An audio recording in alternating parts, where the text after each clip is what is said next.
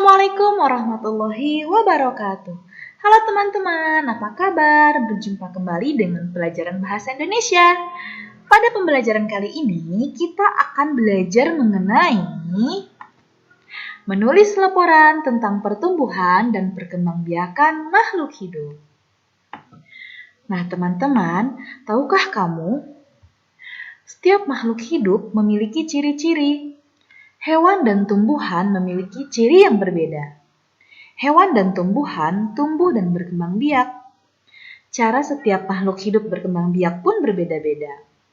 Semua perbedaan itu dapat ditulis ke dalam laporan. Nah, apa itu laporan? Laporan adalah tulisan yang dibuat berdasarkan hasil pengamatan atau penelitian. Suatu laporan yang baik dibuat menggunakan kata baku dan kalimat efektif. Kata baku adalah kata yang sesuai dengan Pedoman Umum Ejaan Bahasa Indonesia atau PUEBI. Nah, lalu apa saja yang harus dipersiapkan ketika akan membuat laporan? Sebelum membuat laporan, kamu dapat mengamati hewan dan tumbuhan di lingkungan sekitarmu. Perhatikan ciri, makanan, tempat hidup, keadaan, hingga cara hewan dan tumbuhan tersebut berkembang biak ya. Nah, untuk memudahkanmu, laporan dapat dibuat menggunakan tabel loh. Nah, di sini contoh tabelnya. Ini adalah laporan pengamatan pertumbuhan dan perkembangbiakan makhluk hidup di lingkungan rumahku. Nah, di sini ada nama makhluk hidup, jenis makhluk hidup, ciri makhluk hidup, tempat hidup, makanan, keadaan, dan juga cara berkembang biak. Kalian boleh menuliskan hewan atau tumbuhan apa saja yang kalian temui di sekitar rumah kalian ya. Di sini contohnya mawar, kucing, dan pohon jambu. Nah, mawar termasuk jenis makhluk hidup tumbuhan.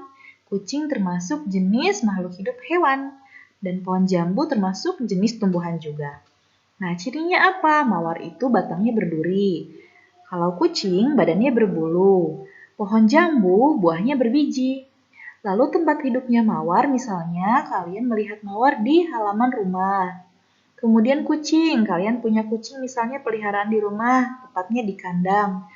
Kemudian pohon jambu ada di kebun belakang rumah.